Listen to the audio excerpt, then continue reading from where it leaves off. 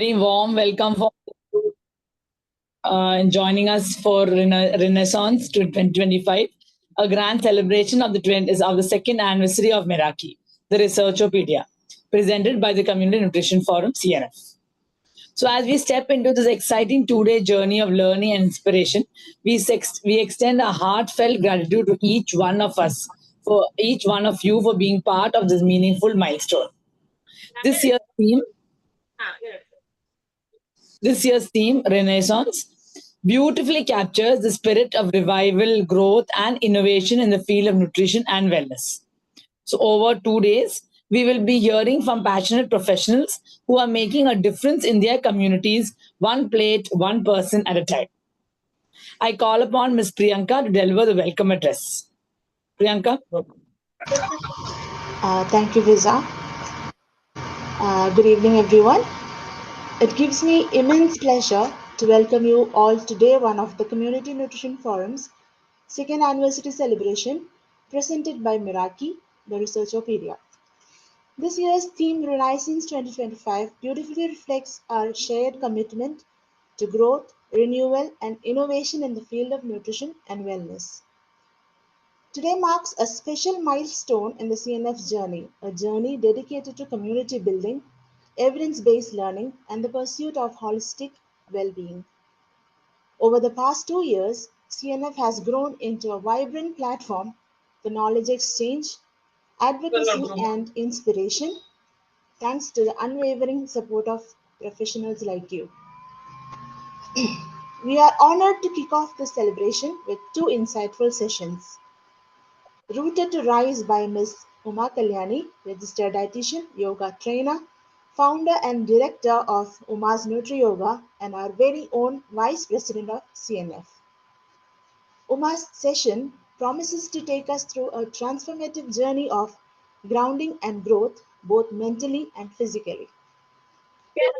Followed by Smart Plates, Smart Practice by the distinguished Dr. Manju P. George, Chief Dietitian at VPS Lakeshore Hospital, Kochi. Her session will shed light on practical, intelligent approaches to dietary planning and clinical nutrition. We extend a warm welcome to our speakers and all our participants who have joined us this evening. Your presence enriches the celebration and motivates us to keep pushing the boundaries of community nutrition. Let us embrace this moment of reflection and learning as we continue our efforts towards a healthier, more nourished world. Thank you and enjoy the session.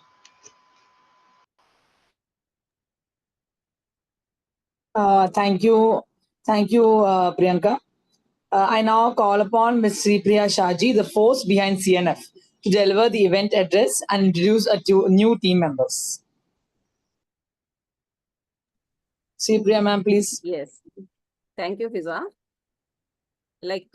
I think we couldn't make the PPT ready by now, but whenever I call up, please open your video and show your face to everyone here.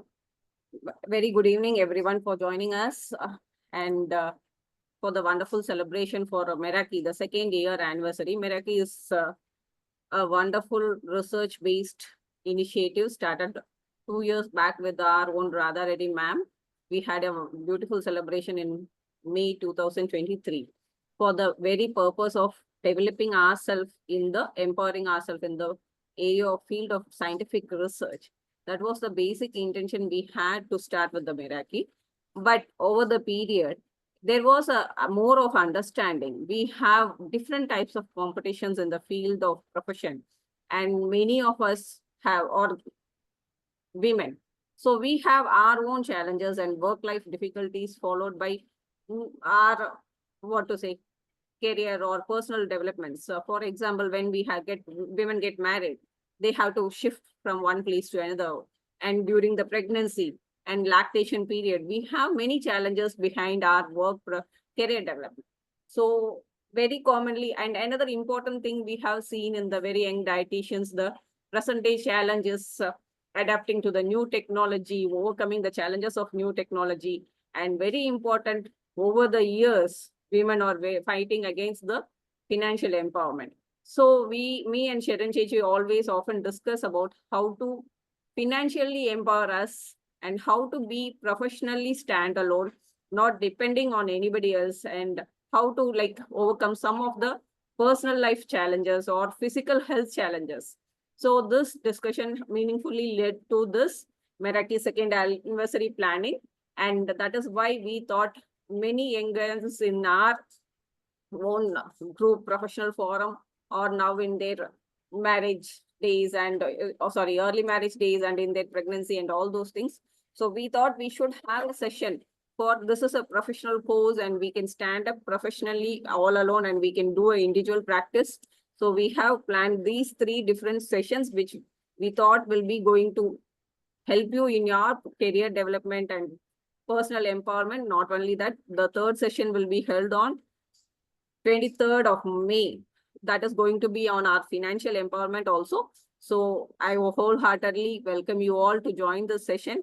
And over to Uma, the experts of the field, Nutri-preneur Uma and Manju, who has done her doctorate in AI. So I welcome you all. Thank you, Uma and Manju, for giving the valuable sessions. And I hope it will be, as always, it will be a very inspiring and inspirational one. With this, I just ended the short speech, and I would love to, because the Meraki team after 2 years is revamped, and earlier there were very beautiful midikis. 5 of them were there. Fida, Anza, Swati, Tanishma, and Fatima used to be there in the team. Now they were all changed to their personal reasons. I wish to introduce the new team on behalf of our president. Fatima, are you there? Fatima Suhaila is a dietitian at EMS Perandalmanna Hospital. She was there since with us from the beginning of 2023. She is a very hardworking and dedicated person. Even during her pregnancy and even immediate after delivery, she did her Meraki work. Even she did her Meraki journal club presentation the month before her delivery, I think 15 days before her delivery. I appreciate your sincerity and dedication, Fatima. Please switch on your video if possible. Fiza, are you there?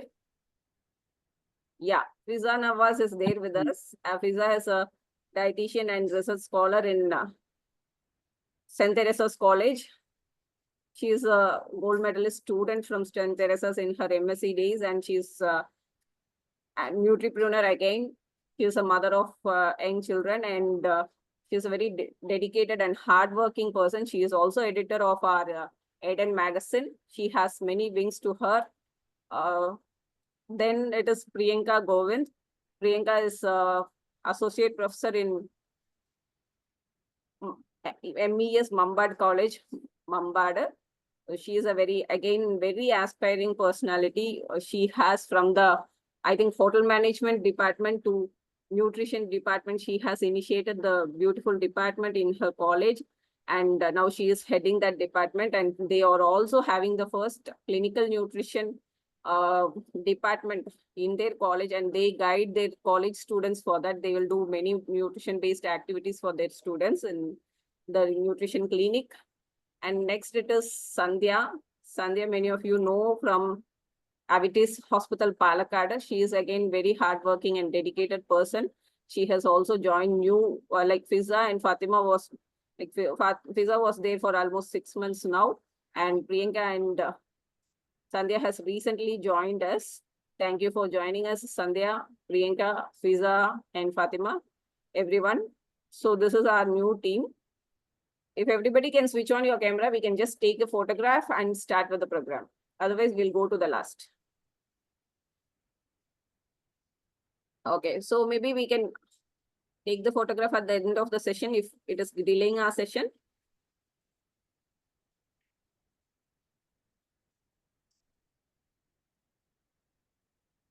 Okay, I think it is delaying the session.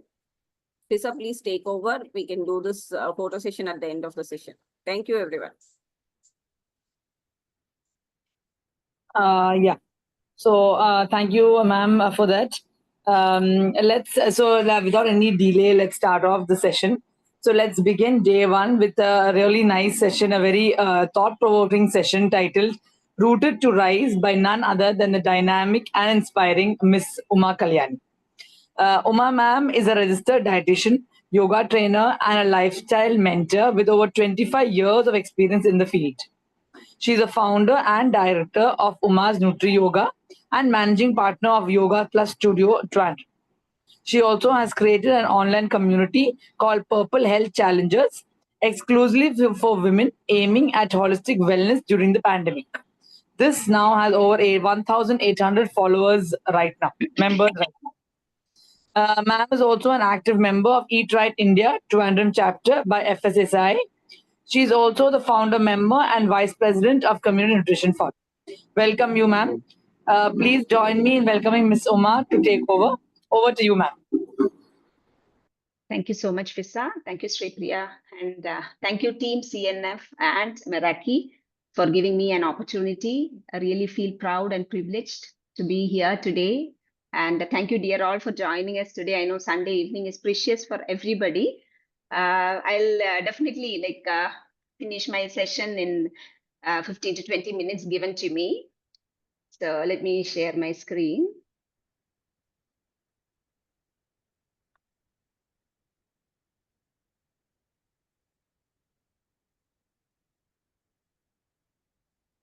Yeah, are you able to see the screen?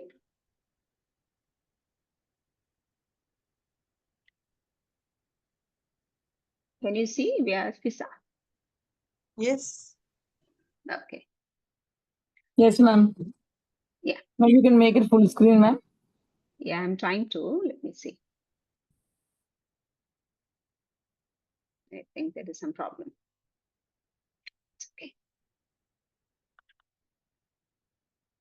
Yeah. Yeah. Can you see it full screen now? Yes, ma'am. Yeah. So the journey of a Nutri-preneur, I call myself as a freelancer, and recently I came to know about this new term Nutri-preneur through our dear Sri Priya only. So very happy to be here today as I am celebrating my 25th year of being a dietitian. In 2000, I passed MSc in Food and Nutrition from Government Women's College. And the journey was not that easy. Like everybody say, I had ups and downs. For me, it was not actually ups and downs. It was like so many breaks in between, because I wanted to give priority for my family. I have two boys, and wherever my husband used to travel, I used to travel along with him. Because of that itself, I was having many breaks in between, but I made sure that wherever I used to go with my family, I try to work there. So when I tell my journey till now, you might understand that. And to start with, I did my MSc in the first batch of Government Women's College in 2000. And 8 students were there. We had 8 seats, and I think some of my friends also have joined today. So as you know, the teaching problem, when a course is started in a college, there were no teachers to teach us for almost first 6 months. So we used to go to all the libraries nearby medical college or college library, public library, everywhere, only with the syllabus in our hands, like MSc syllabus. With that, we used to make notes, and we used to discuss each other. And the first 6 months was really hard. Then after 6 months, we got 1 or 2 guest lectures. They started teaching us. They were also new. And it was really a tough journey through the MSc. So that was the starting point. So let me move on to the slide. So who is a freelancer or Nutri-preneur? A Nutri-preneur is a nutrition or dietetic professional who start their own consultations or business. And definitely I like to call myself as a businesswoman, but maybe a Nutri-preneur or a freelancer would be a better tagline. So to begin with, the journey of a bamboo tree. As you all know, patience, perseverance, and strength is the key points of a bamboo tree. It takes several years to develop a robust root system before experiencing rapid growth for a bamboo tree. While rooted firmly, bamboo can bend gracefully and adapt to changing circumstances while remain grounded. So success takes time, but one need to be consistent in their sincere efforts. So coming back to my story, my academics and certifications, I did my BSc in Home Science in the year of 1995 to 1998 from Government Women's College, Trivandrum. After that, I did my MSc Food and Nutrition and passed MSc in 2000 with all the stories I mentioned before. And I passed my registered dietitian exam in 2006 after 6 years because I got married in 2001. And after that, the teething problems with the marriage and the budding stage and building up my family, I was working, but not a continuous work. And I had to give a 6 years break to write my exam. So in 2006, when I was in Bangalore, I cleared the registered dietitian exam. After that, did my diabetic education certification in 2009. Then I did my teacher's training course in yoga in 2010, 1 year after that. And through CNF, I got the opportunity to do my FODMAP certification in 2024. So career path, 6 months soon after my MSc, I did 6 months internship in Trivandrum, Sri Chitra Tirunal Hospital, which is a cardio and neuro specialty hospital. After that, 12 months training I did in Apollo Hospitals, which is a multi-specialty hospital, Greens Road, the main hospital in Chennai, which is 850 bedded and a multi-specialty hospital. Again, 12 months training in Apollo was not that easy. More than the technical issues or the knowledge about the subject, I had to struggle a lot because of the person. As a student going from Kerala, you might know, even after doing our PG, we might have communication problems. To be frank, to talk in English, they used to make fun of like Mallu accent and all. So it was a really tough period throughout the 12 months to finish my training in Apollo Hospitals. After 12 months, I joined there itself as a dietitian, junior dietitian. For 6 months, I worked as a junior dietitian in Apollo Hospital, Chennai. By then, I had to again travel with my family, and we went to USA, California. So there, because of the visa problems and all, I was not able to work as a dietitian, but the payment was not there. But still, I was working as a trainee in the nutrition department for almost 1 year.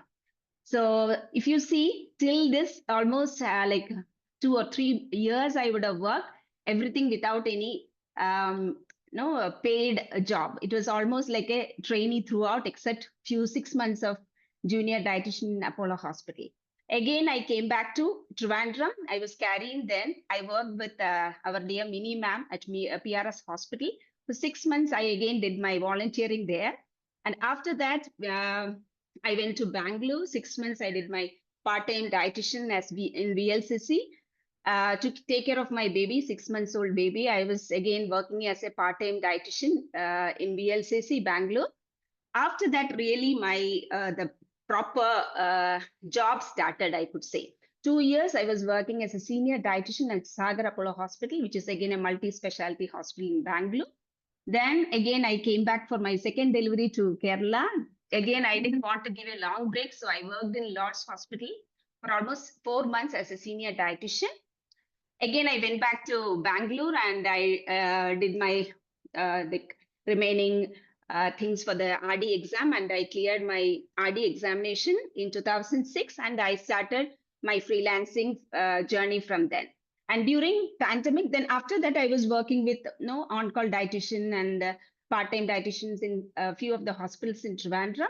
And during the pandemic, I started a health community called Purple Health Challengers, which is a exclusively for women, where I used to give them yoga training and nutrition guidance and all. So this is my journey in a nutshell. And coming to my present role as a Nutri-preneur, right now I'm doing consultations and I'm guiding clients for diet packages and writing and editing nutrition articles, conducting workshops for corporates and organizations, presence in the media like radio and TV, visiting diet consultant. Recently, after completion of my 25 years in the career, last week I have joined Ramakrishna Hospital, which is a charitable hospital, as a visiting nutrition consultant and guiding my health group members. That also is continuing. These are my present job roles. So the challenges are generating a regular income is solely my responsibility. As you know, I'm not working under someone. So every month to get a fixed salary, I have to work hard, or I have to find my own clients to get to make the income a regularized or a fixed one. And any mistakes made during my practice is solely my responsible, because there is no one to guide you or correct you or to give you any advice. Definitely, like senior members like Sharon Chechi and Vinny ma'am, I always reach to them if I have any doubts. But still, any mistakes made in my consultations or whatever work I do, it's solely my responsibility. Then social media involvement and publicity. And as I have not grown like a celebrity nutritionist as we are seeing around us these days, I am handling my own social media publicity and involvement. So again, that comes to my responsibility. And as you know, there are so many fakes in the field of dietitian these days. So I need to prove myself where quacks are plenty. So only when you make others understand I am a qualified person, the clients or patients come to you. So that is again your responsibility. So that coming to the advantages of being a Nutri-preneur or a freelancer, if you are smart enough, the income generation is good. You have the liberty to work, taking breaks in between, using your creativity in the profession. It is 100% your choice. And you can be prouder and more confident to stand on your feet. So this is a short brief about my journey. And for the students or junior dietitians here, where to start? So definitely, as you know, there are so many certified or fake nutritionists or the 1 month nutrition course they are doing and starting their freelancing or claiming themselves as certified nutritionists. We know how we are stand apart or how we are different from others. So the basic qualification is the key point we have to keep in mind. One should be having to become a qualified professional or a nutritionist. You should be having either a BSc or MSc or PG diploma in nutrition and dietetics. After that, just a degree doesn't suffice. After that, you have to do at least 6 months of internship where you do at least 1 or 2 case studies, definitely in a multi-specialty hospital. And after that, again, you have to do minimum 2 years of a work experience, maybe as a trainee or volunteer in a multi-specialty hospital to gain the confidence. And you get to know different, when you're coming out from the college, you may not be reading how to look at the blood profile and how to correlate with different diseases, how to plan a diet and all. So only when you are working under a senior person, they will guide you how to correlate all those things, how to plan a diet, everything. Practically, you get the experience. So minimum 2.5 years of experience you should be having to stand on your own feet. So focus after that, you can focus on specializations, because when you're working for at least 2.5 years, you know, like which specialization is best for you, either a sports nutritionist or a weight reduction dietitian or a diabetic dietitian. So later on, you can choose which specialization, which one is your taste. Then becoming a registered dietitian in India, it is still not mandatory. But definitely, if you have a registered dietitian, if you have cleared the exam, it will give you more added benefit. But in India, it is not a mandatory degree or qualification to work as a freelancing nutritionist. But if you see in US and Canada, definitely you have to pass the registered dietitian exam. Only after that, you are allowed to work in the hospitals or doing freelances. So job opportunities, there are plenty of opportunities like full-time as well as part-time options. Like we see commonly in hospitals and clinics, in government setup as well as private setup, you can see dietitians working, and government has its own like PSC exams, all those qualification exams, and you have to wait and see where the opportunity arises and all. And sadly, in Kerala, still not all the government hospitals have qualified professionals. Some seats are still vacant. Hopefully, in the coming years, it will become fully occupied by qualified people. And private hospitals these days, like majority of the hospitals, they are hiring dietitians. So that is a good opportunity. Then railways and government organizations, also you have to write the particular exams. The nutrition companies like Nestle, PepsiCo and all, they hire dietitians to evaluate their product nutrition profile and all. And schools and residential schools and some colleges and organizations are also hiring dietitians these days. And teaching is another career option. Along with the diet consultations, you can work as part-time teachers in nutrition in either nursing colleges or some other colleges where they teach nutrition. Then online consultant firms like Healthify Me, and there are so many firms coming up. So you have to just make sure that those things are authentic ones, and you have to join the firms. Then gyms and health centers, and going abroad, I have not included in this. That is also another option, because going to different countries like Western countries, if you want to go to US or Canada, you have to clear the registered dietitian exam there. first we have to verify our certificates, like whatever syllabus they follow and our syllabus, they first evaluate, and whatever subjects we have not done, you have to first write those exams, then you have to appear for the registered dietitian exam, and you can work there. If you're going to UAE or Middle East countries, they have their own separate exams. If you're going to UK and some other Western countries, each country has their own rules and exams to pass. So you have to go accordingly. So qualities and skills needed, apart from the qualifications, updating with latest evidence-based information is definitely needed. Ability to read and understand the blood work reports, only then you will be able to work on your own. Because when a patient is coming to you with the blood reports, you cannot go and ask someone because you are working your own. So you should be having that experience. Then developing good communication skills, especially when you are working as a freelancer, you should be able to communicate better with the patients and convince the patient, only then the patients or clients will come back to you. And being empathetic and be a good listener and team building capacity. Whether you're working in a hospital under someone or you're working your own or you have some juniors working under you, team building is very important. That can definitely pave way for your success. So believe you can, you are halfway there. Keep your focus sharp, intentions clear, and energy directed towards the growth. Growth is not loud, it's a slow and silent process. You enjoy doing your duty with passion, the success will come on your way. Thank you so much for your patient listening. Thank you so much, ma'am. That was really a very nice presentation. You went in so much detail. You gave us so much of information. Thank you. Really, thank you so much, ma'am. Truly, I understand that when we are rooted in values and well-being, we really rise with strength and clarity. Once we get a clarity on how the process is, we will rise with a lot of strength. Now, the stage is now open for any questions from the audience. Anybody, please, any questions to Ms. Uma? Also, you can also post your queries in the chat box. Congratulations, Uma. I think Uma's Nutri Yoga has already crossed 1 decade. It's more than 10 years, right?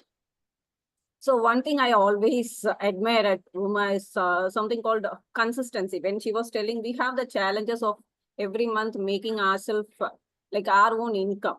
It is our own responsibility, isn't it? So what are the challenges, like for the young dietitians who wants to start? What are the challenges or the fears you cried, or maybe what are the judgments you faced, and how did you overcome that? You can tell about that. The initial stages, as I told you, when I was working in the Apollo hospitals during my training period, more than the technical knowledge, the communication was a great problem for me. The confidence level was very low, and they used to shout at me. Like, not only me, used to go there for training, like they don't, like our Sharin Chechi and all, they don't talk with a smiling face. So after that, when I came to PRS Hospital Trivandrum, I was amazed to see our mini ma'am. I don't know whether she has joined today. So she was so welcoming, and always Lucy is there. I can see Manjuji is there. So I was thinking, oh, my dear, my God, like, is this the way seniors mingle with the juniors? And so that was really a challenge. After that, another disclaimer is, like, I am not calling myself a successful person, because for some, they may say Uma is very popular in the city or Kerala, and some might say what really she has achieved. So, but to me, I am really happy with what I am doing. I am doing with passion, so I'm really enjoying whatever I am doing. I may not be seeing so many patients lining up to see me, but definitely, maybe in a week, 4 or 5 patients I meet. So can make them happy. So I am really happy about it. So another challenge, many commonly we have the young dietitians, when we tell them, like they will come to us, ma'am, give us some work or something like that, they will come to us. We'll tell them to, read it. That is one thing I always appreciate with Uma. Like anytime she will be come somewhere, she is referring some points which is relevant to her practice, and she will be keep on posting that. That is one thing I always like, that consistency in the social media posting or wherever we see, we can see her consistency, which is very challenging for many other young people. I'm seeing that because they post one day, after that 15, 20 days, they will post again. So there is some kind of consistency. That is the one thing I always appreciate. Like when she takes up one work, that will be consistent forever or till the period she accepted to do that.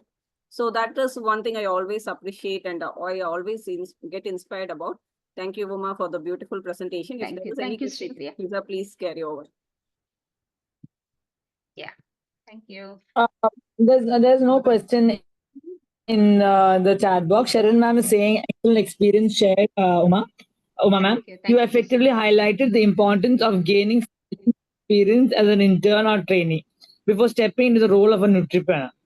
Your emphasis on strong subject knowledge and accurate practical skills was very well stated and truly valuable. Thank you so much. One more point to Krishna add. ma'am is saying wonderful, Uma. Now, yeah, really good. Thank you, Krishna. So one more thing I have to say, even now, if somebody is calling me for a talk or giving a TV show in the anywhere or writing an article, I just don't go, maybe lack of confidence or what, I do refer 4 or 5 articles or I do check with a few of my seniors and I'll be pakka confident. Only then I appear in the TV or like write some articles. So that is one more thing. Maybe I am really thankful to my seniors and I do a background work only then I appear. So that is also maybe like some can go just like that and give their shows, but I'm not that person. So I do so that if anybody, but one thing is confident. Once I'm in front of the audience or the clients, if they are asking somebody something, definitely with full confidence I can talk to them. That is there. Thank you. Thank you, Fissa and Sripriya. Yeah, you might have also told about your presentation. How did you improve your presentation skills? Because you told initial days you struggled with the presentation or the language and all. No? So we see many youngsters still struggling with those presentation skills. Though they might be from the good background, educational background, they struggle when it comes to, even if you ask them to say vote of thanks, they will just say, oh no, I can't say. Even simple things, they have their strength. Definitely they are good in it. But what stops them? What is the bias they have? Maybe you can address from your point. Like just practice because when you are starting to walk, nobody is walking perfectly on the first day. So we fall and get up and walk the same way. Anything comes. When I'm teaching yoga also, I tell everybody, just practice it. Nobody is perfect from the day one. So just practice. Even if you are making mistakes, you should learn from it and you should not feel guilty about it. Everybody can make mistakes. So once you start, I can see so many youngsters coming up, writing articles, and like actually in the starting, Sripriya and we were talking about how we can help our fraternity, give them more opportunities. That is the reason like Pradivaram articles and all we started. So nobody is good in writing. You just start writing, you will become an expert. You just start talking, you'll become an expert. Only thing, you should not be blabbering something. You should have a basic knowledge and do some homework. Definitely everyone can do it. Everyone has their own talents and some may be good in speaking, some may be good in writing. And you have to try out everything, then you'll come to know you are best in what. So just keep practicing. That's the key thumb rule I follow. Thank you so much, ma'am. So many insights and so many practical tips. So I think there's nothing else in the chat box. Yeah, there are no more questions in the chat box. Next up, let's move on to the next session, ma'am. Next up, we have an exciting session titled Smart Plate, Smart Practice by the highly esteemed Dr. Manju P. George. I think Manju ma'am is there. Yes, Fissa, I'm here. Yes. Okay. Manju ma'am, I'll just give a very brief introduction. She is a chief dietitian at VPS Lakeshore Hospital, Kochi, and a name synonymous with clinical excellence and practical wisdom. Ma'am has a professional experience of 18 plus years.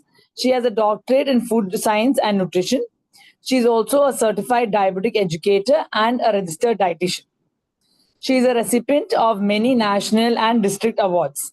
I can't, the list is too long, but the latest one being the district level award in public health nutrition at the IAPN Nutrition Congress at Varanasi 2025. She also has numerous publications to her credit in the field of nutrition. Today, ma'am brings to us pearls of practical insight on designing smart dietary strategies for optimal health outcomes.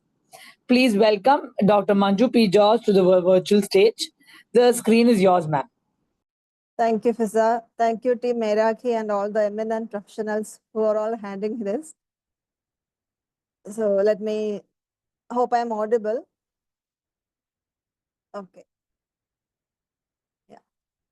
So regarding the topic, what we are mentioning now, the topic given to me is smart plates and smart practices. So I was thinking a lot on how to uh, make it more simplified and make it more understandable. So then I was thinking, what is smart? What do we mean by smart? All of us want to look smart, act smart, or that in quotes also. So that is there, but still, we have to make our practices smart, then only it will be feasible to us, like how Uma was telling, how she made her career into a smoothened and with so much of efforts. So this smartness doesn't come overnight. So we have to do it. The practice has to be there. So with this, we have to move along with the technological support also. It's not only the technology, but also our pattern of understanding, a pattern of listening, pattern of ready to change. So everything comes with this term.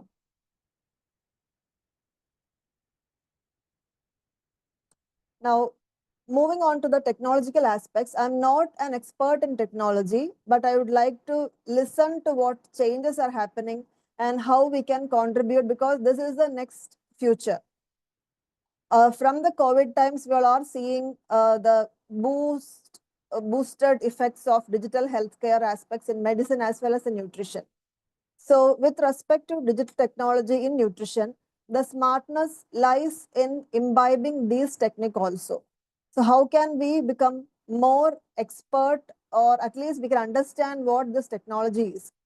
This is the key to changing in global healthcare challenges, and nutrition is also not in a lesser state. So the key is in our hands. We should know how we should use it and how it can be applied for the proper benefit of the society. There are so many devices we are all using, even smartwatches we are all familiar with.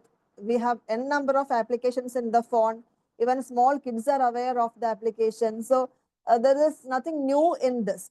But applying this and how to use this for nutrition science is another skill which we need to develop. We have at home portable diagnostics with connected devices. So this is for generally for medicine.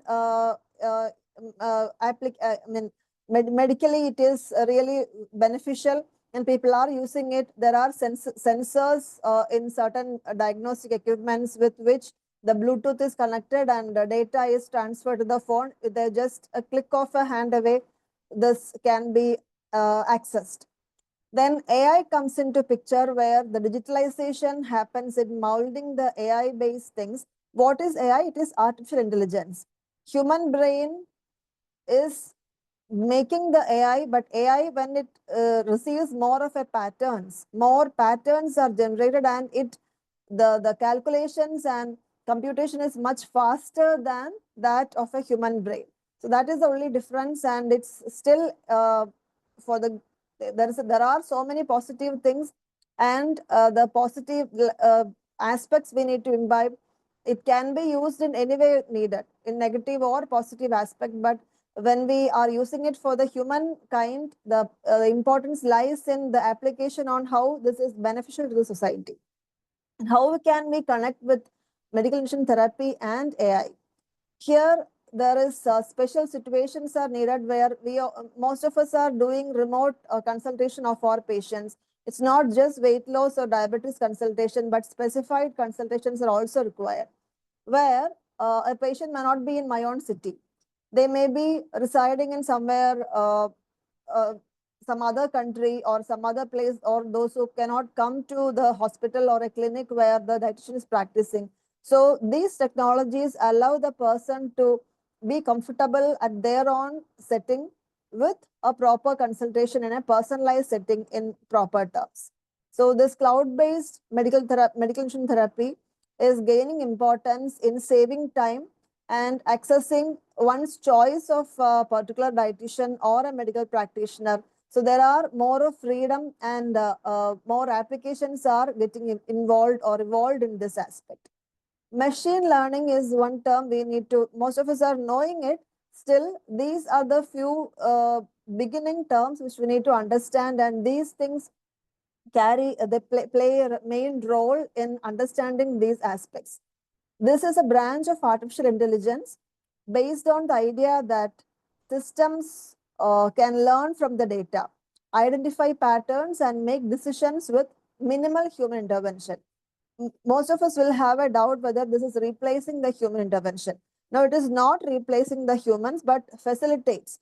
If I am having 10 staff for doing a particular job, their speed and their accuracy and expertise will differ.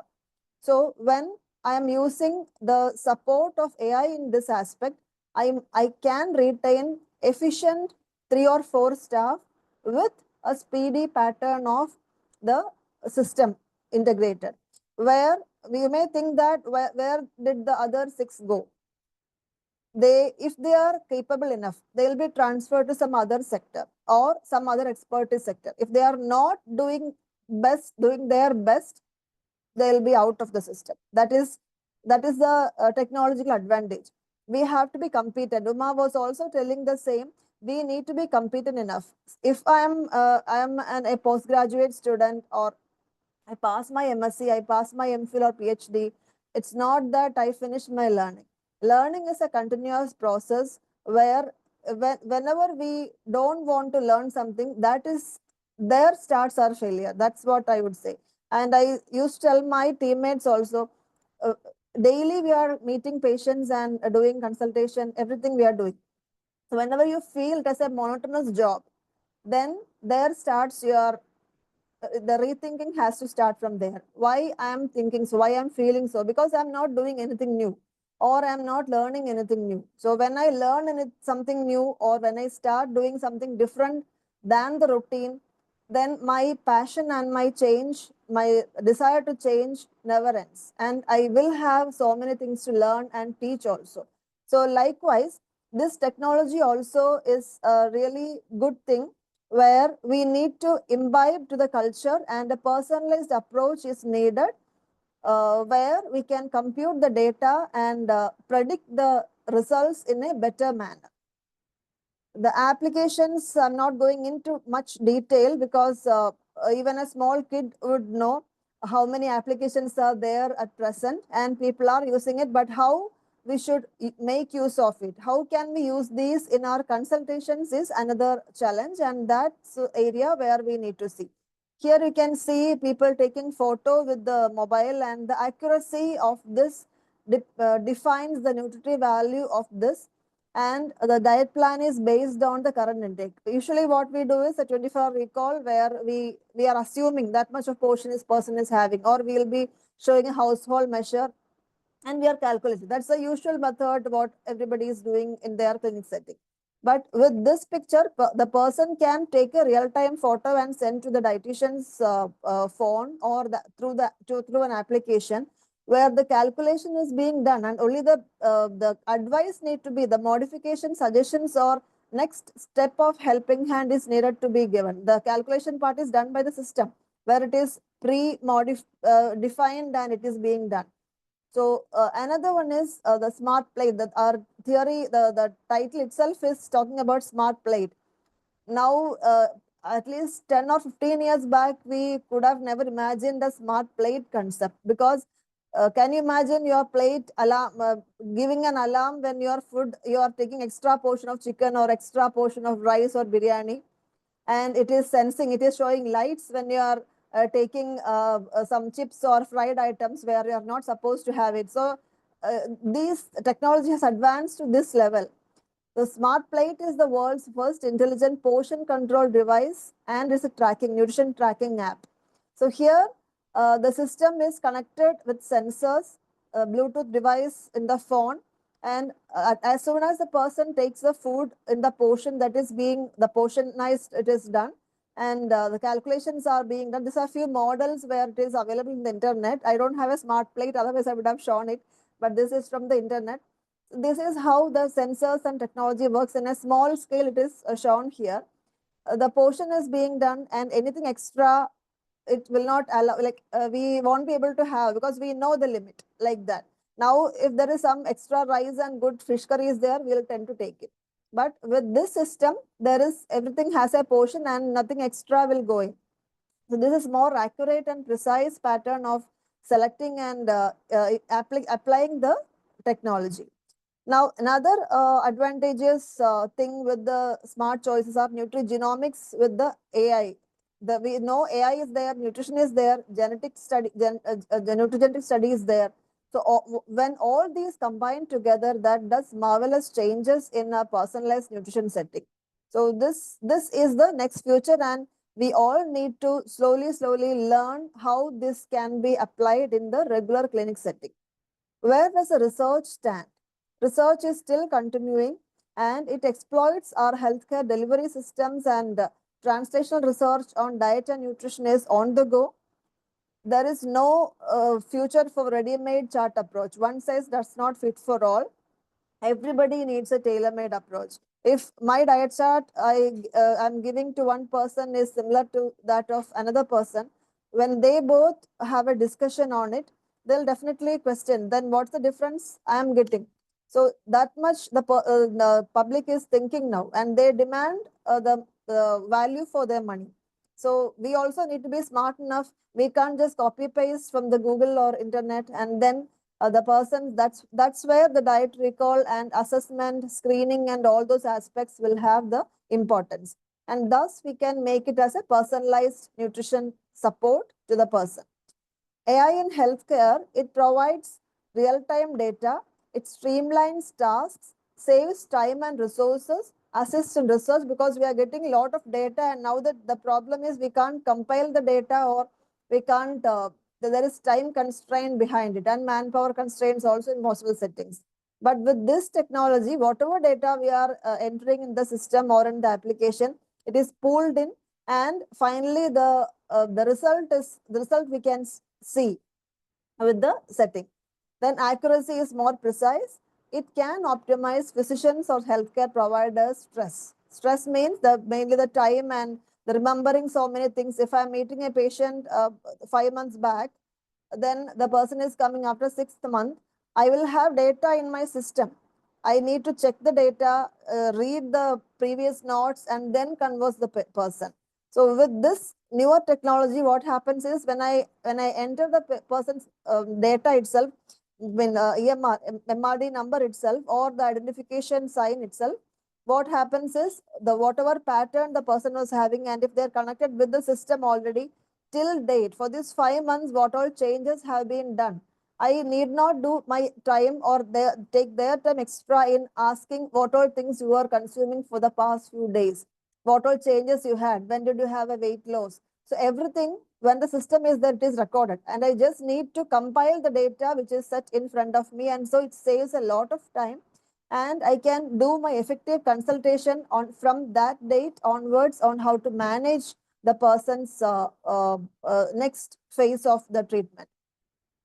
Then it has a better role in preventive medicine or preventive nutrition also. You can, from the picture, you can see that the manual process speed is much longer, where when we use the support of digital technology, the predictive accuracy will be improved and data analysis will be much quicker.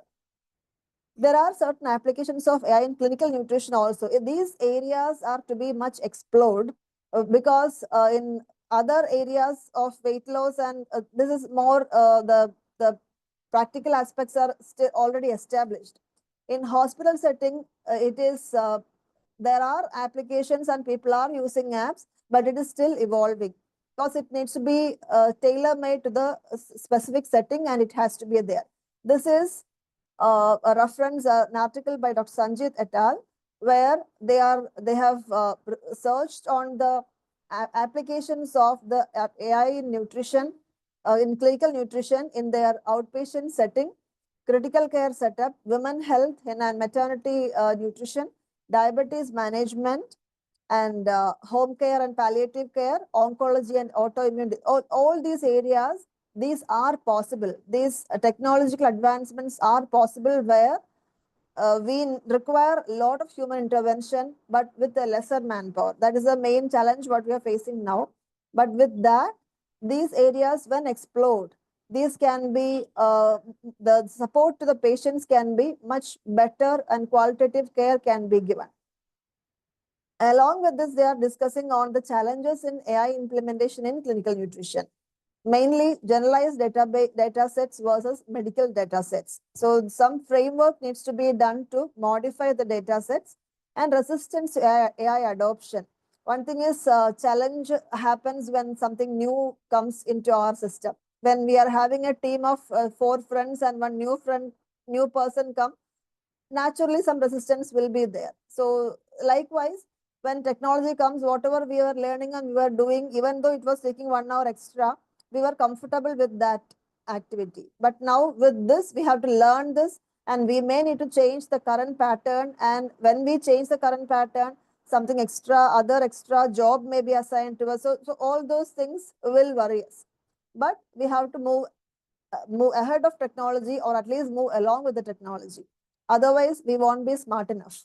So the world is for the smart people, isn't it? Survival of the fittest is only happening. So we have to adapt to the newer technologies.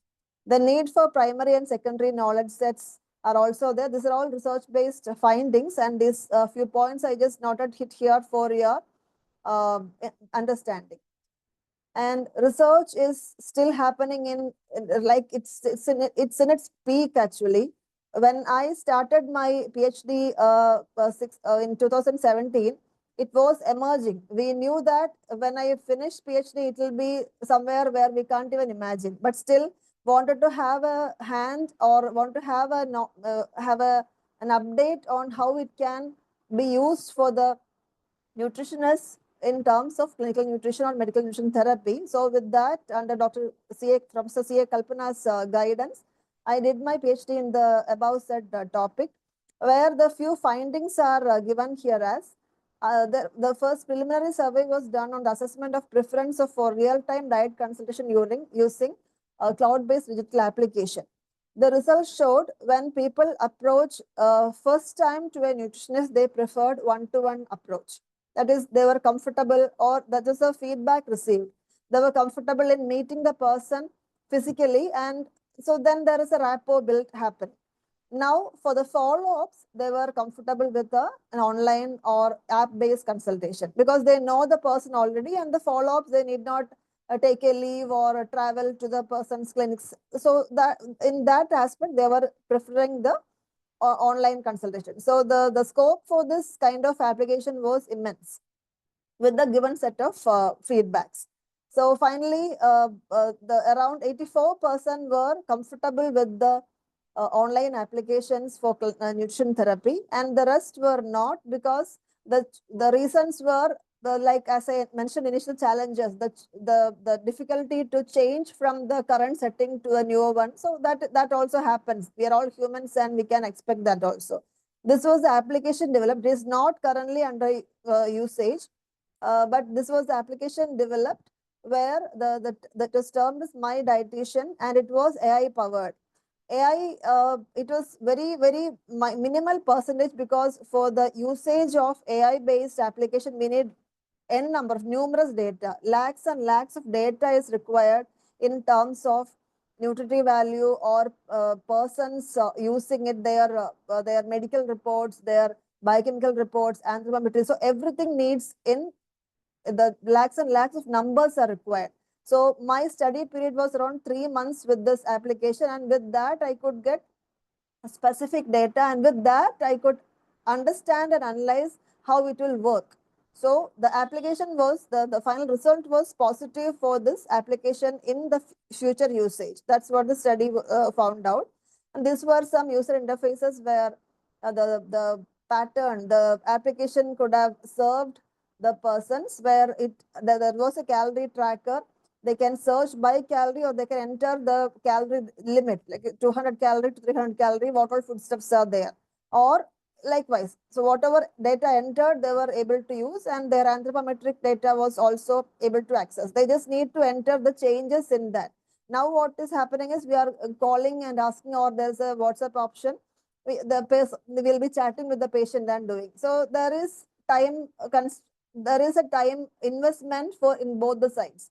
here what can be done is, if we are telling a 1 month follow-up, the person can enter their daily data, even the food recall or weekly weight update, everything into the application. And when the follow-up happens in after 1 month, all these things will come under graphical representation. It was enabled with Power BI, where the graphical representation was shown. And this is another small study which was done with the application, where instead of daily follow-ups, the persons were given the application, and they were doing their modifications or their inputs in this. And within 24 hours of time, there is a revert given to the person where there was any queries. So within 2 weeks of time, these weight changes and hepatic steatosis changes were seen in those persons. So the benefit I found was my time was saved, where I can spend majority time with the current inpatients or the critical care patients. These the current study patients were doing as an OP. Otherwise, I'll have to call them daily or at least once in 2 days and get the details done. Now everything was entered in the application, so I can watch them on a daily basis. Whoever is not doing, I can remind them. Otherwise, their query was also given in the chatbot. Chatbot was enabled. So that regular chatbot, the chatbot enabled service was basically to provide quick answers to the common queries. So if there is any specific query, it will come to the application, and I used to give the specified answer to this. And the same study was given with a low calorie. The previous one was very low calorie diet. And for a low calorie diet also this was done, and that showed an effect. One thing is based on the daily follow-up. Second, the persons, whoever is involved in the study, they followed what is advised, and there is an activity pattern also. It's not just the diet, but physical activity was also emphasized. But all these things were manageable with the support of this technological advancement. So the sample is very, very low because the time period was less, but still we could get some result with the proposed application. So we know that the application is transforming healthcare in huge ways. What all things I discussed here is very, very minute things.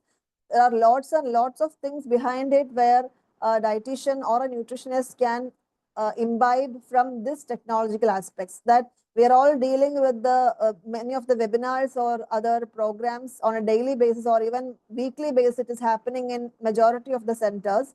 So these things we need to understand how it is going to transform. It is not going to replace me, but I will get replaced if I am not ready enough to understand or go along with the changes.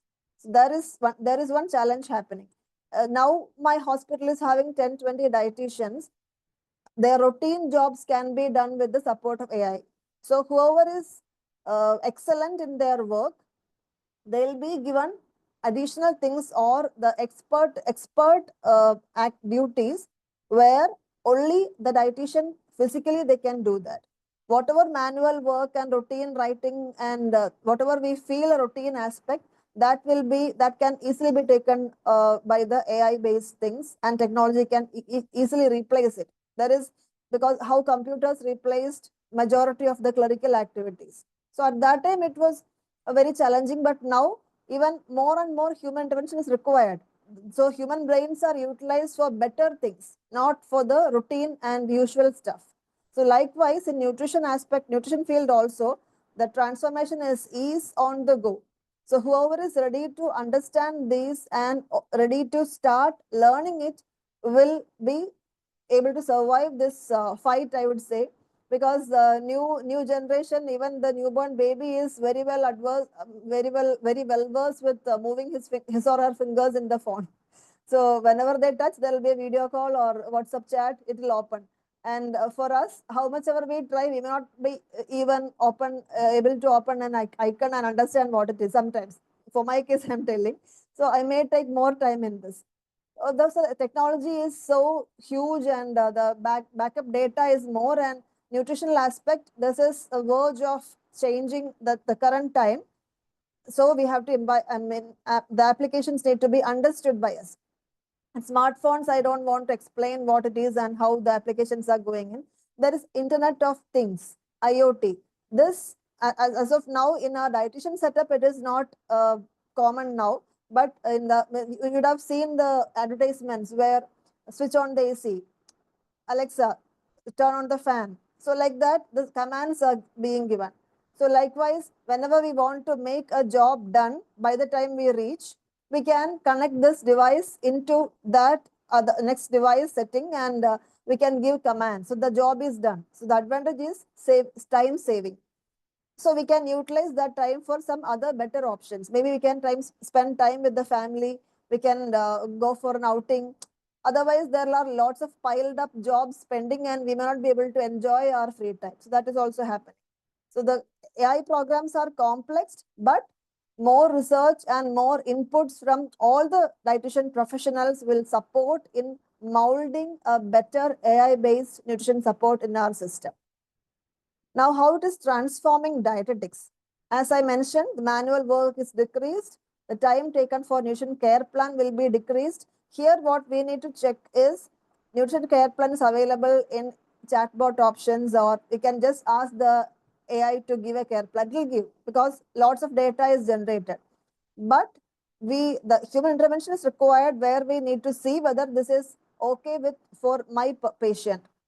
This is tailor-made for my patient. The pattern or the frame or the contents, everything will be I don't want to spend much of time in doing those, but the content I need to verify. Otherwise, it will be like a North Indian chart given to a South Indian patient, or vice versa. So that should not happen.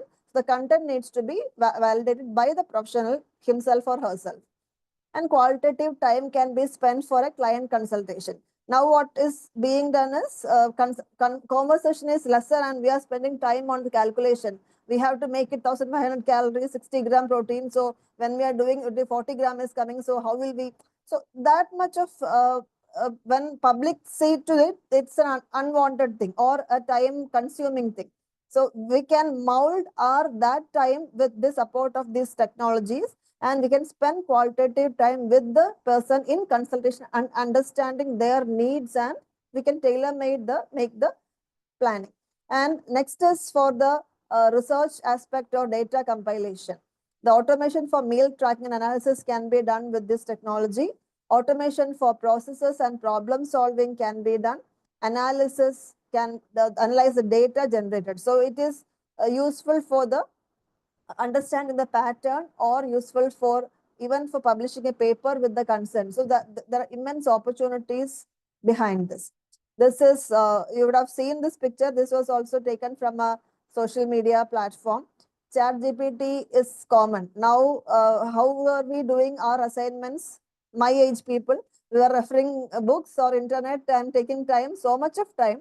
Now, within 5 minutes, if one topic is given, the data is ready from current students, because they are asking AI, give notes on food security. So latest data is there and they can just copy, paste and submit.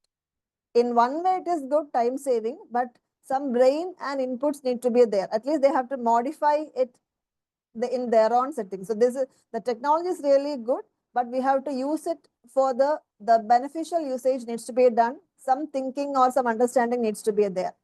There was, this is again a study where it shows artificial intelligence chatbots for the nutrition management of diabetes and their metabolic syndrome.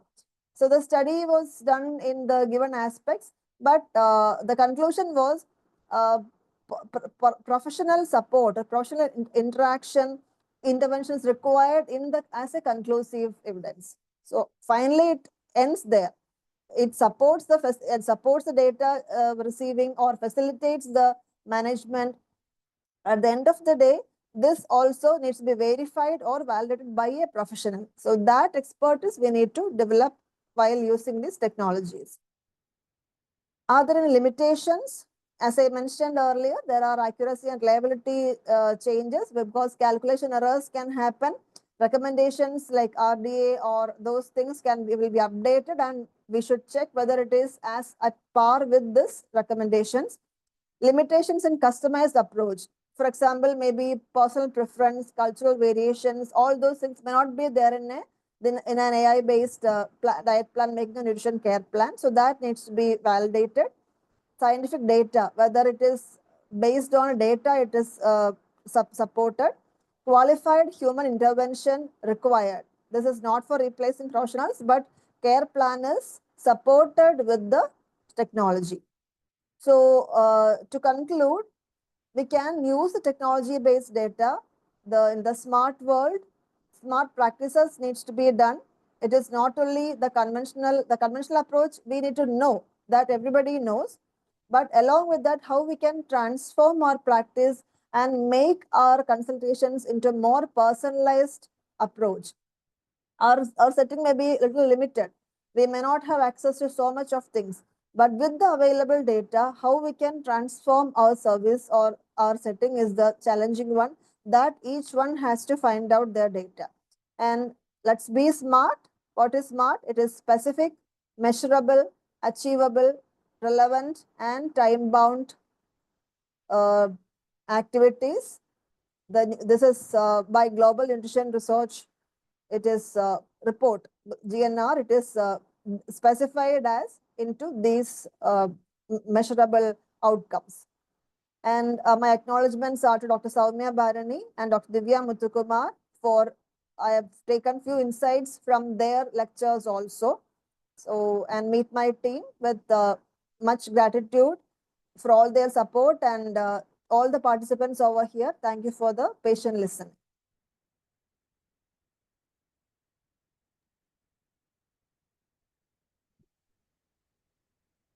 Thank you so much, ma'am. It was really a really very nice session. You shared so much of your knowledge with so much clarity and depth.